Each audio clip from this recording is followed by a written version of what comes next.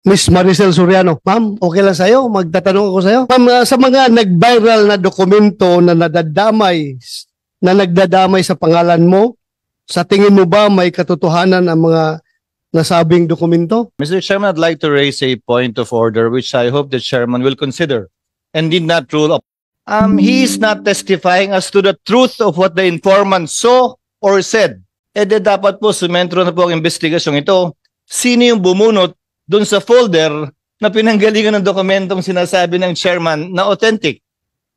Ang pangalawang problema po kasi ay hindi lang naman may nag-leak ng confidential na dokumento. Ang issue din po ay sinong bumunot o kumuha ng confidential na dokumentong yon. Kung What's up mga kayon? Welcome back pa rin syempre dito lang sa Joe Malone TV.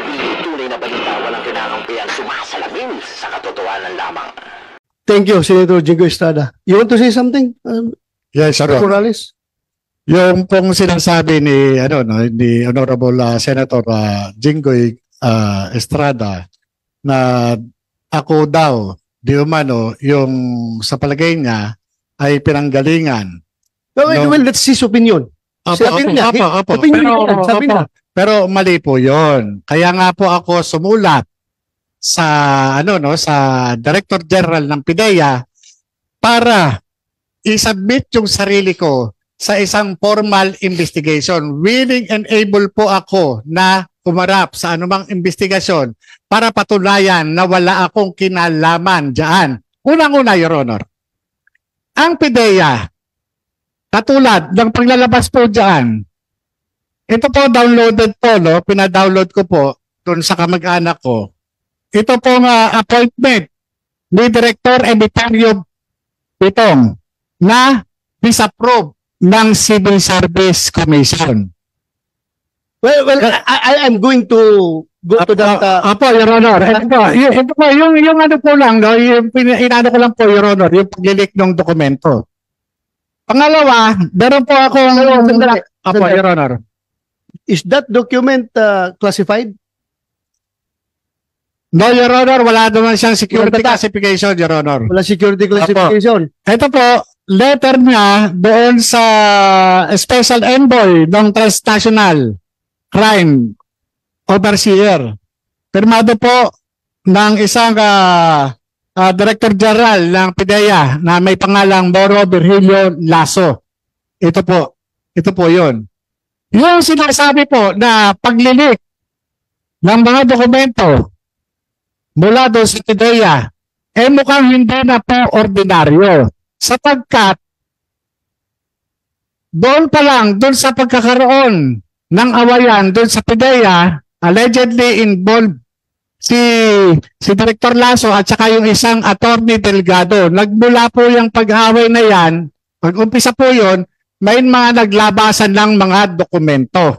Ito po yun. So, we are alluding na posibleng nag-riskback si Atty. Delgado against General Lasso? Your Honor. Kaya naglabasan yung mga papeles na yan? Mukhang magmula nagkaroon ng ganon, biglang nagkaroon ng labasan ng mga dokumento. Hindi ko po sinasabi na si Atty. Delgado. Pero magmula na nagkaroon ng problema sa PIDEA patungkol doon sa kay PG Lasso at saka doon sa isang Atty. Delgado, nagkaroon na ng mga leakage ng mga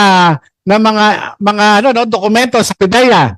Pangalawa, yung pong sinasabi ni Honorable Senator Jinggoy Estrada na ako ay may mga kaso.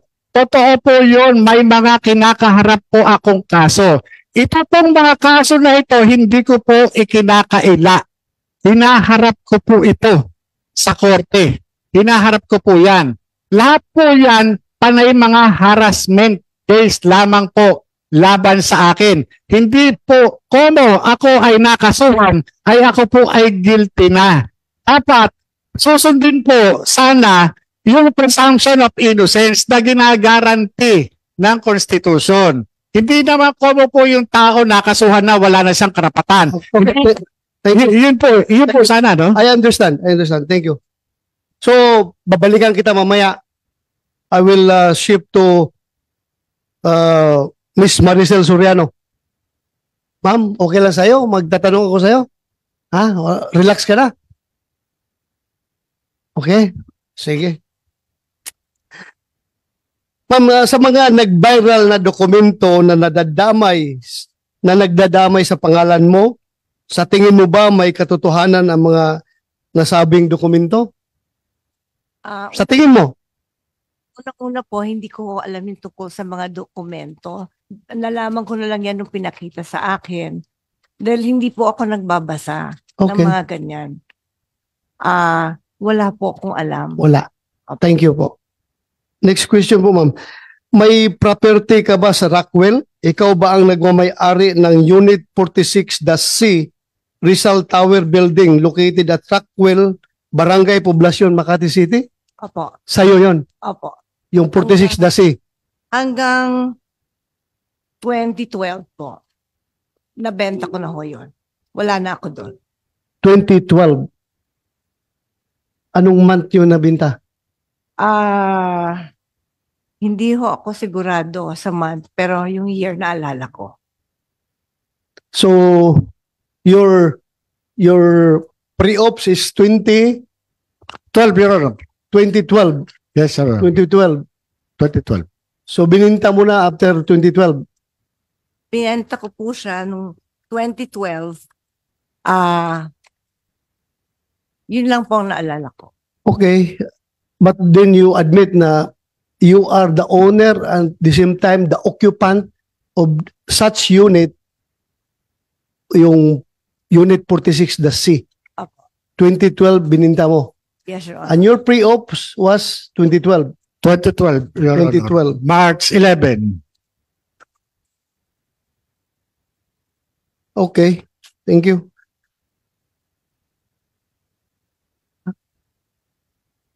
Ma'am, pwede bang makahingi ka ng kopya ng deed of sale nung unit na bininta mo? Opo. Ha? Wala. Kung meron kayong Hanapin ko po. hanapin mo. Thank you. Ito rin ma'am, may napabalita in 2011. Two former household workers who lodged a complaint of serious physical injury against Maricel Soriano stated that they decided to flee from the actress condominium unit also because of her alleged cocaine use. Ano po masasabi mo dito sa balita na ito? Hindi po totoo yan. Hindi totoo. Hindi po. Thank you. I just want to get your answer para to set the record straight. Yes po. So hindi totoo yon. Hindi po. Pero totoo na meron kayong dalawang katulong sa bahay na dalawa na umalis, Opo, kasi ninakawan po nila ako. ninakawan kanila. Totoo na binugbog mo sila o hindi? Paano ko naman po bububugin? Dalawa po sila. Okay. I'm just confirming the report, the news report. Thank you po, ma'am. Maraming salamat for your Salamat cooperation. po. So far, that would be all as far as this committee is concerned. Yung confirmation mo lang as to the ownership and occupancy of that unit in the year 2012 when that pre-ops was initiated by Agent Morales. Ma'am, maraming salamat sa pag-attend mo dito. Thank you very much. Kahit na hindi mukhang wala ka sa magandang kondisyon, you tried to be here. Maraming salamat. Maraming salamat po, Mr. Chair. Ma'am, pwede ka nang magpahinga. Chair, meron lang siyang gustong basahin. You want to, yeah, go ahead. Opo, pwede daw niyang Yes. basahin lang yung Okay, gustong basahin niya. Opo. basahin. Please, pakibasa. To. Magandang umaga po sa mga kagalang-galang ng mga senador at sa lahat po ng nandito ngayong araw. Ako po ay nakatanggap ng imbitasyon galing po kay Senador Bato de la Rosa para magbigay ng komento tungkol sa issue na pinag-uusapan dito sa hearing. Unang-unang humingi po ako ng paumanhin dahil hindi po ako sanay sa mga ganito. Alam niyo po, first time ko na po talaga na makatanggap ng imbitasyon na humarap sa Senado. Nakakakabahat, nakakatakot. Sa totoo lang po, hindi malinaw sa akin kung bakit po ako naimbitahan sa hearing. Nagtataka lang po ako dahil lahat po ng tumestigo dito ay nagsabing na-verify ang impormasyon, hindi na-verify ang impormasyon ni Mr. Morales at walang imbestigasyon na naganap. Pasensya na po kung nalilito po talaga ako dito. Gayunpaman, mataas po ang respeto ko sa Senado at sa mga kagalang-galang ng mga senador na nandito ngayon. Lalo na po si Chairman Senator De La Rosa. Sa abot po ng aking makakaya, tutulong ako na sagutin ang inyong mga katanungan. Pero sir, nakikiusap lang po ako sa inyo po. Kung ang usapin ay tungkol po sa mga bagay na may legal na implikasyon po, sana po ay pagbigyan niyo po ang aking abogado na sumagot para sa akin. Hindi man po ako abogado, sir. At sa usapang legal, mas nararapat po yata na ang abogado ko na lang po ang sumagot at magpaliwanag. Kung magkaroon man ho ng legal question, pinapahintulutan ko pong magsalita para sa akin si Attorney Agnes Maranan. Maraming salamat po, sir. Thank you, ma'am. Hindi na mangyari yan dahil sinagot mo na ako kanina eh. Thank you for answering my questions. Salamat talaga. You are answering the questions with all honesty. Thank you very much. Thank you po, sir. Ma'am, pwede ka na siguro magpahinga kasi Salamat kanina ka patis na tins dyan. Salamat Pahinga ka po, muna. sir.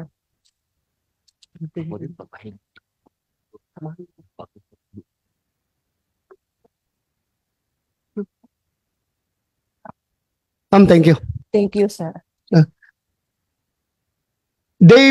James Dave Curioso. You're next. Please state your historical employment with PDEA. Anong posisyon at relasyon mo kina Director Francia at Jonathan Morales? Good morning po, Senator Bato de la Rosa and sa ibang senators po kanina. When I was hired for Philippine Drug Enforcement Agency last 2008, it was August if I'm not mistaken, I was hired for a case monitor as a contractual employee po. So the sole ang trabaho ko lang po talaga is to monitor drug cases from other regional trial court ng Manila, within Metro Manila. If I was assigned to go to Malabon, I will go there just to monitor the cases for drug personalities. Yeah, well, I would like to acknowledge the presence of Senator Chis Escudero. You want to say something, Your Honor? Please continue later, ha? Very Unahin mo na natin. briefly, Mr. Chairman. Mr. Chairman, I'd like to raise a point of order which I hope the chairman will consider and did not rule up. He is not testifying as to the truth of what the informant saw or said. Yung informant lamang po ang pwedeng makapagsabi nun, hindi si Ginoong Morales. So kung may papatawag po tayo, yung nakahalubilo niya, kung maaalala niya at babanggitin niya, yung informant. Para malaman natin, totoo nga ba yung sinasabi niya o hindi. Pangalawa, binanggit niya si Ginoong Gadapan na binabanggit ang pangalan ng dating Executive Secretary. Ang imbitahan po natin kung pwede pa, pero ayon sa chairman ay wala na. Yung kiausap at kilala lang din niya, si Ginoong Gadapan. Ngayon, binabanggit din niya na mayroon daw tiga Napolcom na kumausap sa kanya, inaareglo siya. Yun lang din ang limitasyon ng kanyang testimonya, hindi kung sino pang pangalan ng binanggit ng tiga Napolcom. Hanggang doon lamang naman po talaga yung nalalaman niya eh. Dahil kung hindi po natin lilimitahan doon, Ginoong Chairman, aabutin na ho tayo ng Disyembre, hindi po tayo matatapos sa dami ng pangalan binabanggit ng ating testigo sa ngayon. Sunod po, Mr. Chairman, a point of order. Narinig ko po yung motu proprio investigation ng chairman. Sabi po ninyo, yung drug haul sa Batangas at yung PDEA leaks. Ngayon, kung ang posisyon po ng chairman ay authentic yung dokumento, dapat po isama sa magiging inquiry ng komiteng ito ay kung authentic yung dokumentong yun at gaya ng sabi ng chairman, may butas. Hindi po ba yung papel? Dapat po sumentro na po ang investigasyong ito. Sino yung bumunot dun sa folder na pinanggalingan ng dokumentong sinasabi ng chairman na authentic? Ang pangalawang problema po kasi ay hindi lang naman may nag-leak ng confidential na dokumento. Ang issue din po ay sinong bumunot o kumuha ng confidential na dokumentong yun kung kaya't wala na ngayon sa PDEA. Kung nandun man yun ng simula. Kung hindi yan tinurn over kay Director Francia, Sino man ang nakakuha ng dokumentong yon, sino nga ba ang bumunot nun? Yun ang dapat alamin at malaman ng PIDEA at ng komiteng ito. Naimbitahan na natin si Binibining Soriano para tanungin kaugnay nito. Pero ang issue nga natin ay yung Batangas at yung PIDEA leaks. Hindi yung sinasabi dun sa leak mismo. Pwedeng puntahan yon. Pero subject matter na po marahil yon sa isa pang pagdinig na nakasentro na lamang doon sa bagay na yon. Pero pansamantala sa isyong ito, ang nais po nating malaman saan galing yung dokumentong lumabas at kung authentic yun sa panaron ng chairman, nasa na yun ngayon at sinong bumunot mula sa files ng PIDEA nung file na yon, nung papel na yon, at ng mga retrato at sinumpaang salaysay nung sinasabi po ni Ginoong Morales na informant po niya na hindi po niya maalala sa ngayon. Again, Yes, Your Honor. for the consideration of the chairman at a later time and for the chairman to rule upon it at a later time, Mr. Chairman. Thank you, Mr. Chairman. Thank you to my distinguished colleague, Senator Poe, for granting me leeway to speak. Thank you, Senator Chis Escudero, for those to the points that you have raised. Indeed, it is my pleasure to hear some advice coming from veteran senators Tanda naman. who is a legal luminary. Indeed, well accepted by the chair of this committee. Lahat ng points na ni-raise mo, and I'm going to consider it seriously and I'm going to rule on it in the proper time. Thank you, Mr. Chairman. Thank you, Senator Chis. I would like to acknowledge the presence of Senator Grace Poe, another veteran senator who can give us some insights into this investigation. Ma'am, you have the floor. Thank you, Senator Bato. Actually, it's been a while since I attended a public order hearing. It's been years. Talagang masalimuot pag public order hearing. Pag meron kang hindi napatawag, sasabihin, meron bang ikinukubli?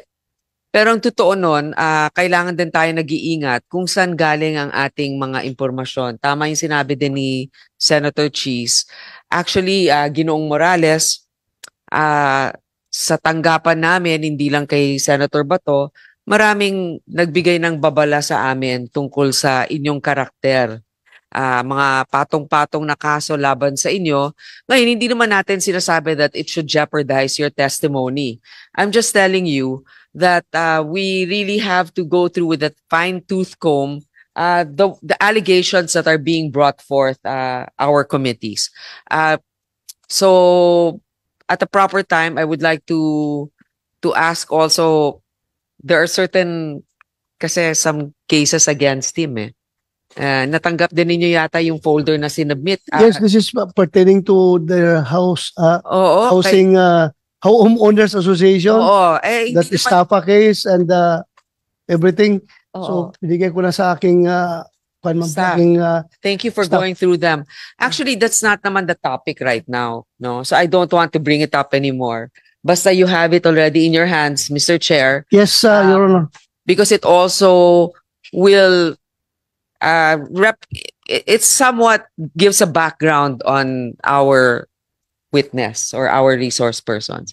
So that's all. I'm just here to observe. Paalis na rin ako dahil may isa pa akong hearing din. Thank you, Your Thank Honor. you. Salamat for giving us time. Salamat. Thank you. Balikan kita, Dave Curioso. Please continue your statement. As mentioned po earlier, I was a case monitor back in 2008 for Philippine Drug Enforcement Agency just to monitor drug cases for within Metro Manila. Parang, ano ka, civilian employee? Opo, contractual, Contractual. non-uniform personnel. Non-uniform personnel, contractual. Yes po. Yung nire-renew yung Opo, yung kontrata every year? Yes. Please continue. Your question a while ago is what is my relationship po, tama, with Jonathan Morales and Martin Francia. With all due respect po for both of them, Mr. Jonathan Morales and Mr. Martin Francia, they are both close to us. Kasi parehas po namin silang ninong sa kasal. And the reason why lang na nag-reach out ako kay Mr. Jonathan Morales on April 2, it's simply because I'm concerned about his welfare. Kasi alam ko na marami na siyang pinagdadaanan eh. As a private person, marami na siyang kasong pinagdaanan and marami na rin siyang sakit na pinagdaanan. So, I wanted to give him a heads up doon sa social media na nag-leak wishes with Maharlika. So, you confirm na nag-usap kayo prior to the first hearing that we conducted last week? Opo, April 2. April 2. Yes. Saan kayo nag-usap? Telepono po. Telepono. Opo.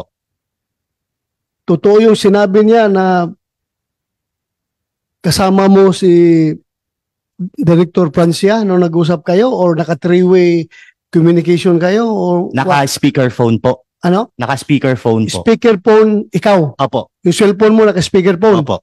Bakit naka-speakerphone? Kasi actually, Mr. Chair, Your Honor, I am willing to present yung conversation namin ni Mr. Jonathan Morales sa Viber na sinabi ko sa kanya nung magkausap kami kasi that's only within 3 minutes call, paputol-putol pa na kuyang may nakakarinig sa'yo. Sabi niya, sino? Si Francia? Tumawa pa nga siya eh. Tapos sabi ko, oo, kasi nandito kami sa opisina niya. So at that time, magkasama kayo ni Francia? Opo. Sa opisina ni Francia? Opo, pero ang may kausap po si Francia noon na iba, hindi po si Morales. Okay. Tapos, ang pinag-uusapan lang po namin ni Morales is, kuya, kilala mo yung mga sasakyan? Kasi kilala ko yung mga sasakyan eh. Sabi ko sa kanya, yung Mazda is sa'yo, yung Toyota Vios is sa'yo rin. Ay, sorry. Yung Toyota Vios is for Mr. Francia. However, merong parang problema kasi hindi namin ma-identify yung iba pang sasakyan. Kaya tinatanong ko rin po siya kung kanino. So ang sabi niya, hindi niya rin po alam, hindi niya maalala. And then, tinanong ko siya, kilala mo ba yung nakapirma? Which is, sabi niya sa akin, hindi ko maalala kung ako ba talaga yung nakapirma. Hindi niya daw po maalala. yung perma nung Investigation agent or yung nasa may pre-op. sa pre-op, Opo, hindi niya maalala. hindi niya maalala. Sige, continue. Tapos, after that conversation, April 7, nag-message siya sa akin na, Dave, sinulatan ko na si DG.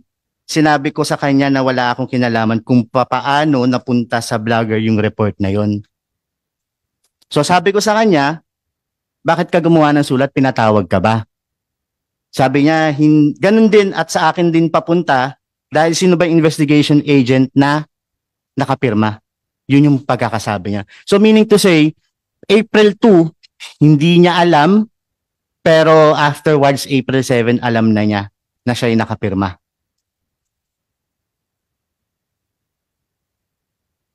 Sige, continue.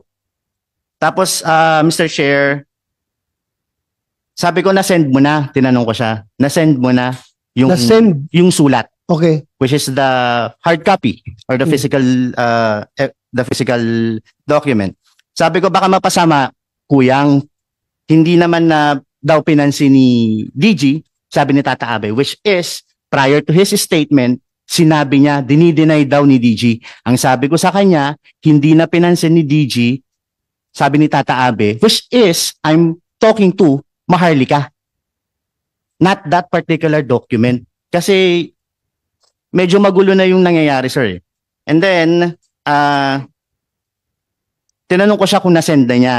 Sabi niya, oo, na-receive na. Ang last na sabi niya sa akin, nagtrabaho lang ako dati at naiwan yan doon sa office. Di ba nga mula nung nagka-order na na-relieve tayo, bawal na kaming pumunta doon sa office. Tapos, gusto lang daw, sabi niya, saka gusto ko lang talagang malaman, ni DJ na wala akong kinalaman sa paglabas niyan. Yun lang po. Meron kang binanggit, Jonathan Morales, last hearing about sa conversation yung tatlo? Yes, Your Honor. Please. Ito yung no?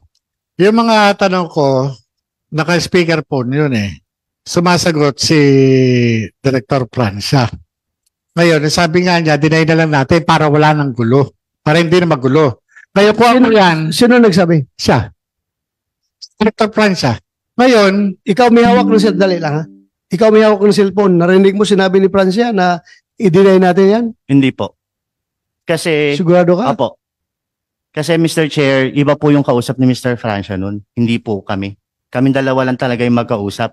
Within that 3 minutes, What's the use of putting it on speakerphone kung hindi nakikinig si Francia?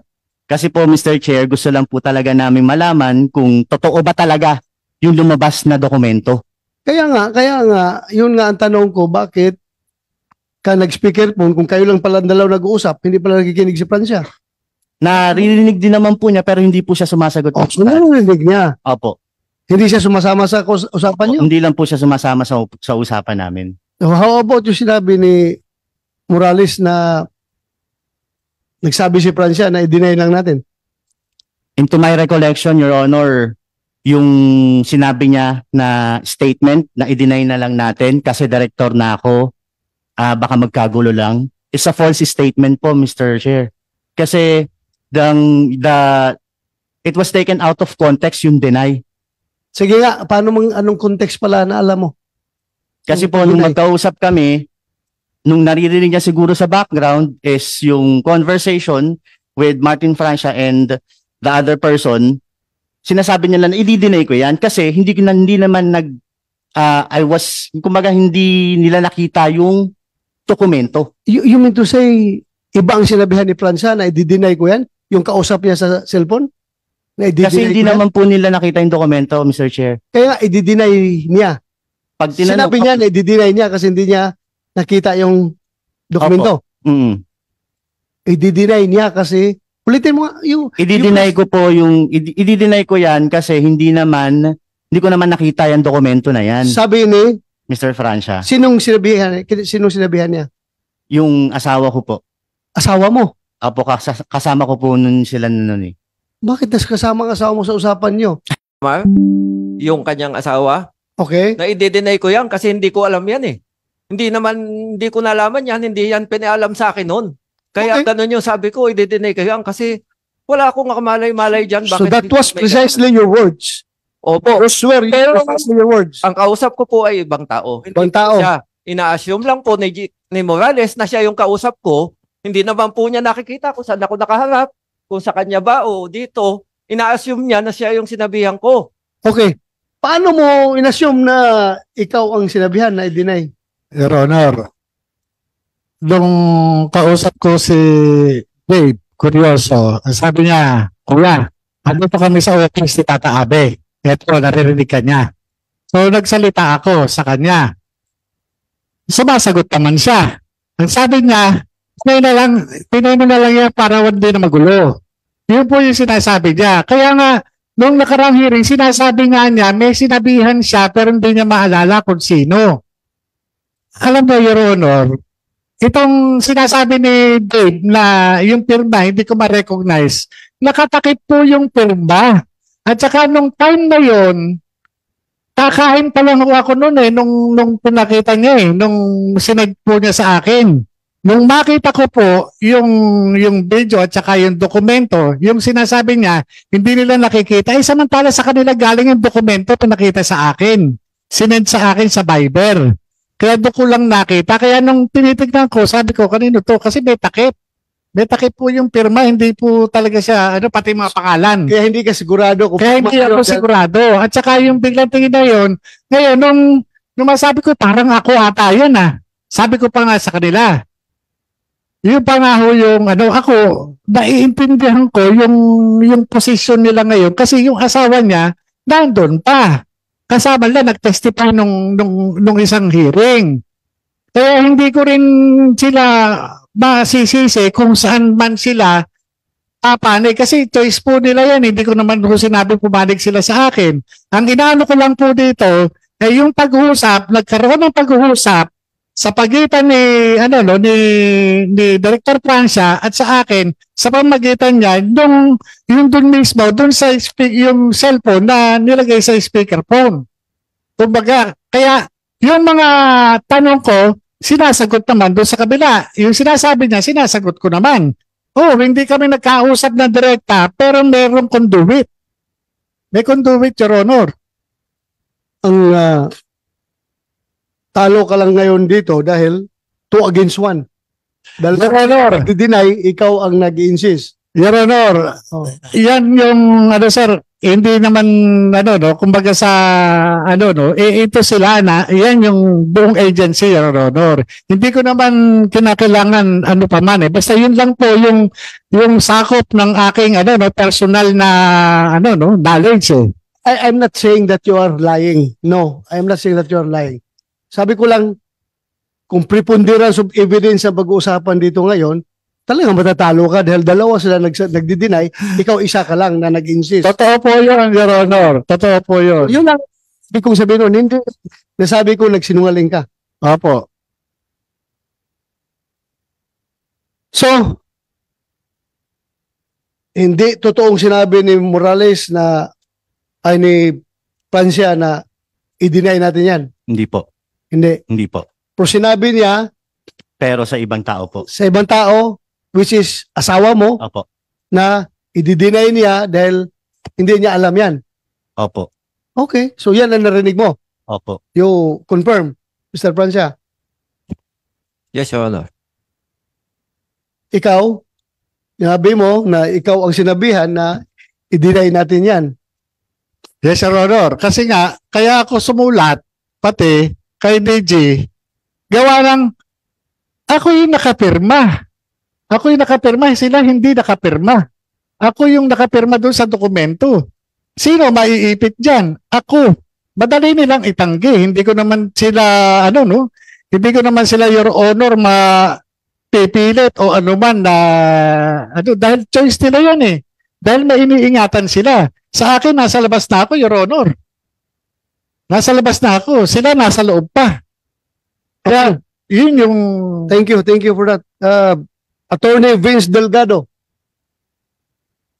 Yes, Mr. Chair. Good morning po. Yes, ano ang connection mo kay PDEA Director General Lasso? Totoo ba na binigay sa iyo ni DG Lasso ang CCTV footage na nagpapakita na ikaw ay hinaharas dahil sa pagbusina mo sa kutsi niya? Kung binigay niya sa iyo, ikaw ba ang nagbigay ng video na ito sa viral vlogger na si Maharlika? Your Honor, good morning po. If I may read, Your Honor, may niready po ako na statement para Sige, please. Mr. Chair and members of the Committee on Public Order and Dangerous Drugs, good morning po. Nagpapasalamat po ako sa Senate Blue Ribbon Committee for giving time and attention to address this matter of document security in government agencies. Maiksing pakilala lang po. This is not Blue Ribbon Committee. This is Committee on Public Order and Dangerous Okay. Drugs. Thank you. Sorry, Your Honor. Committee on Public Order and Dangerous Drugs. Maiksing pakilala lang po. Ako po si Attorney Alvin Send Ma G. Delgado. Dati po akong agent or drug enforcement officer po ng Philippine Drug Enforcement Agency. Dati? Opo. So ngayon, hindi na? Hindi na po. Umalis ka na sa PDEA? Opo. Kailan lang? Nung nag-resign po ako ng December and naging effective po yung resignation ko nitong January 6 po, 2024. Kailan ba nangyari yung video na yun? November po, 17. November. Pagka-December, nag-resign ka? Opo, nag-tender po ako ng resignation. Okay. Please continue. Opo. Nagsimula ako ng panunungkulan noong December 30, 2010. Ngunit ngayon po, sabi ko na resign na po ako January 6, 2024.